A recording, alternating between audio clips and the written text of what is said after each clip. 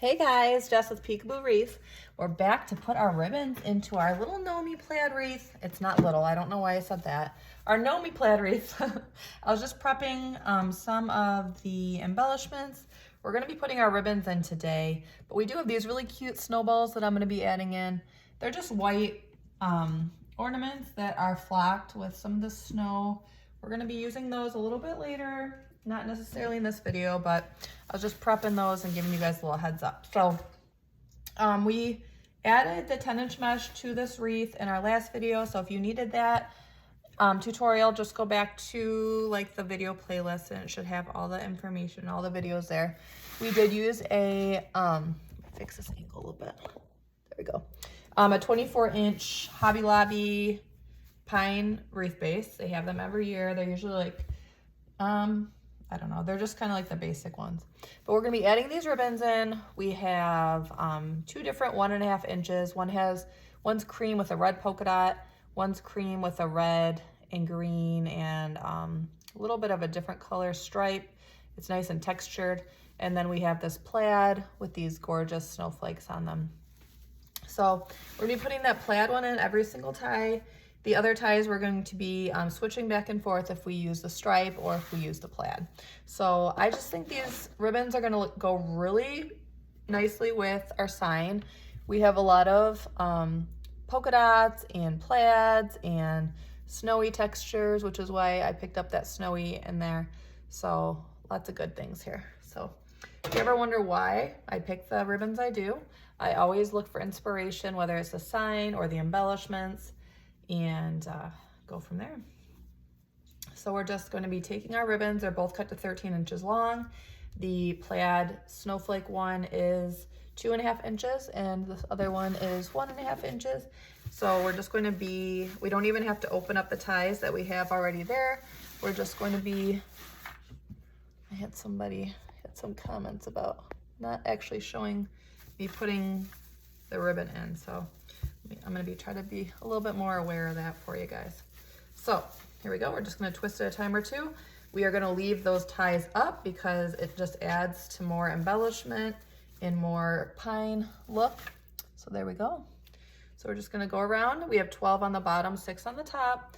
We don't need to put ribbon in all 6 on the top. I think we'll just do 4 or 5 because we are going to be adding that sign in and we are gonna be adding in a bow. So this wreath is going to be nice and full. We're going to be putting in those snowball embellishments, and we have these right here. Let me stretch and show you. These balls right here, these ball ornaments, they are knit and they're plaid and they are, it says Heartland Holiday. So I believe that's Walmart from last year.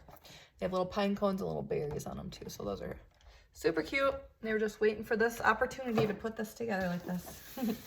I do tend to make plaid designs every year. Some people really like that, you know, that buffalo plaid. It definitely ties in with the cozy feels of wintertime, you know, and those little gnomey faces. Who can say no to that, right? No, I feel like gnomes are kind of like, they're kind of, I would not say people are as split as they are with like Peeps or candy corn. I feel like some people got strong feels about those. The gnomies are just so cute. I mean, how could you not like those little faces? But some people really don't like gnomes. I mean, gnomes have been a thing for a while now, and every year I'm like, is this gonna be the end of the gnomes? But it seems like every year people are still loving them. So I used to really like gnomies. I have like a fall gnome that I really like to put out every year. I got it from a craft show one year and it's fabric and it even lights up. It has lights that go through the hat, which is adorable. There's a little battery pack in the back.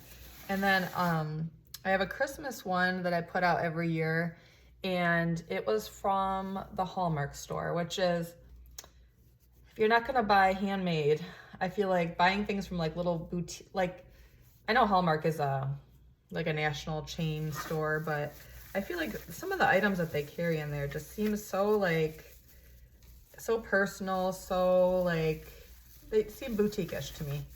You know, like they got that touch of personalization and like you can't buy it everywhere. So, but anyways, It's like this little, let me find out where this is here. Oh, here we go.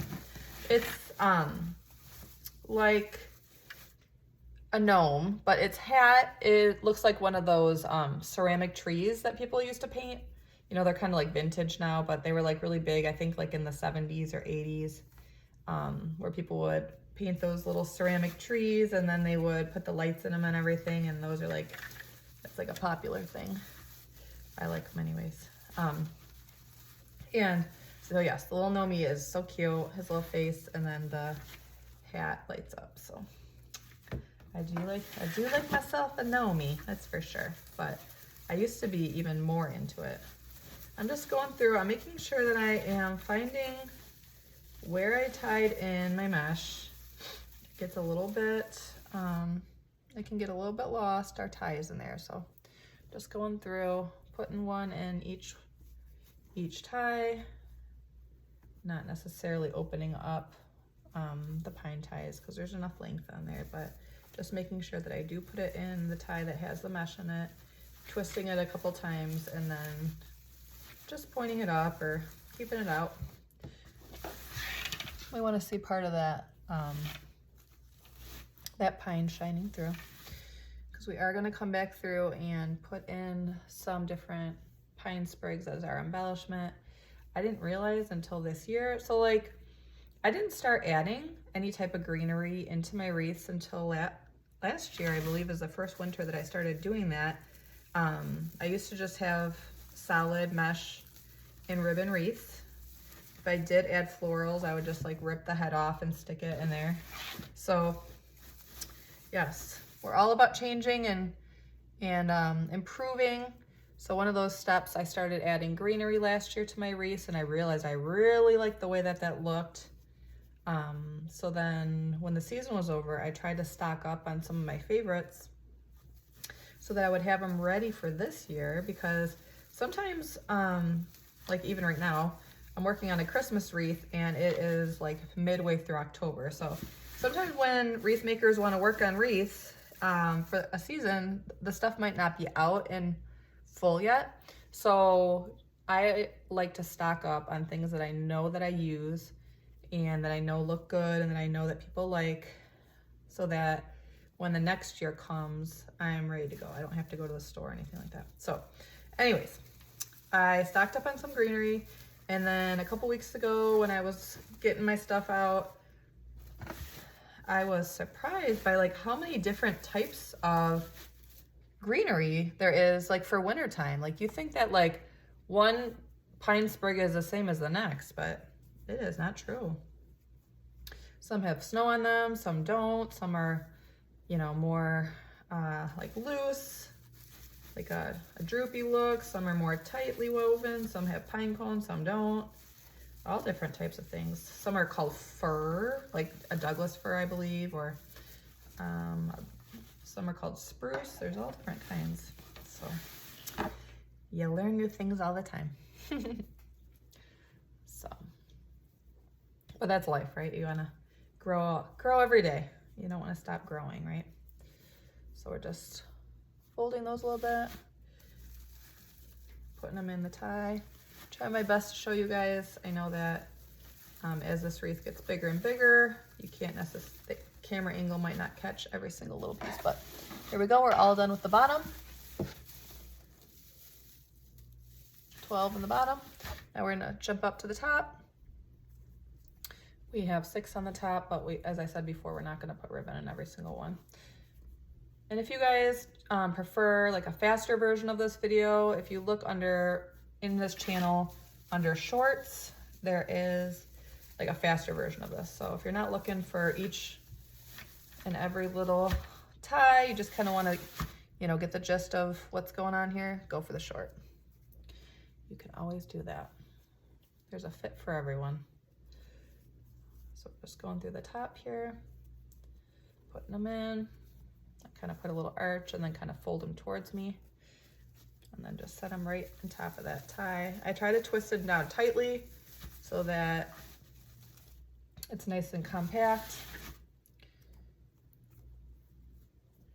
And then we're we're gonna be putting our sign in. We're gonna be putting a bow, I think, over to the side, I believe. I'm gonna have to bring in my sign just to make sure.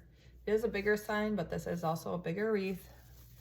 So I don't know if it'll look right putting the sign right in the middle, but I'll have to, once we get our ribbon on here, I'm gonna bring it on over and check it out. So yeah, you'll just have to let me know what you guys think about this one. If you guys are into the gnomies, if you're into the buffalo plaid, I know I really like decorating with buffalo plaid once Christmas is over. I feel like it's so cozy. But this sign, let's see, over here, one more. This sign definitely calls, it says Merry Christmas right on it, so there's no question if it's winter or Christmas. It is Christmas. So here we go. We got a little string there. There we go. All right, I just have this one here because I know it's going to be underneath the bow. So I just had one individual ribbon here. So we're going to be putting our bow here. So I'm just going to tie in that piece of mesh a little bit tighter. I'm going to put this one here because the tail of our bow, I believe, is going to be covering this. I believe our bow is going to go here. The tail's going to go down there. Our gorgeous sign is going to go right here, like right here. Our bow will be here, and then we'll be putting embellishments here and here, and all the way around the outside. So meet me back here to see the next steps. Let me give you one more little turnaround tour. This already measures about 24.5 inches. All right, see you next time. Thanks so much. Bye-bye.